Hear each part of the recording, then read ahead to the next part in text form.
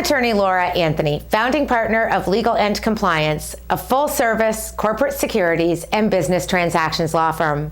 Today is the continuation in a LawCast series detailing testing the waters under Regulation A+. In a Regulation A+ offering, companies can use Test the Waters solicitation materials both before and after the initial filing of the Form 1A registration statement. After the filing of the Form 1A, the Testing the Waters materials must include a link to the Form 1A itself on the EDGAR database on the SEC website. Solicitation material used before qualification of the Form 1A must contain a legend stating that no money or consideration is being solicited and none will be accepted. No offer to buy securities can be accepted, and any offer can be withdrawn before qualification. And a person's indication of interest does not create a commitment to purchase securities.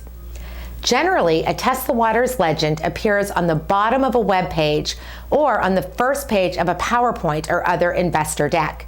An example of a disclosure utilized prior to the filing of a Form 1A would be: no money or other consideration is being solicited for our Regulation A+ offering at this time, and if sent in to Acme Inc. will not be accepted. No offer to buy securities in a Regulation A+ offering of Acme can be accepted, and no part of the purchase price can be received until Acme's offering statement is qualified with the SEC. Any such offer to buy securities may be withdrawn or revoked without obligation or commitment of any kind at any time before notice of its acceptance given after the qualification date. Any indications of interest in Acme's offering involves no obligation or commitment of any kind. In addition to that pre-filing disclosure, I often see and use an added disclosure similar to the following. Acme Inc. is testing the waters under Regulation A of the Securities Act of 1933 as amended. This process allows companies to determine whether there may be interest in an eventual offering of its securities. Acme is not under any obligation to make an offering under Regulation A. Acme may choose to make an offering to some, but not all, of the people who indicate an interest in investing, and that offering may not be under Regulation A.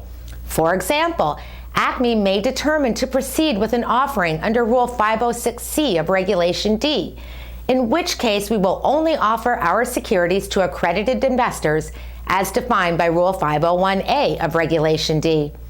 If Acme does go ahead with an offering under Regulation A, it will only be able to make sales after it has filed an offering statement with the Securities and Exchange Commission, and only after the SEC has qualified such offering statement.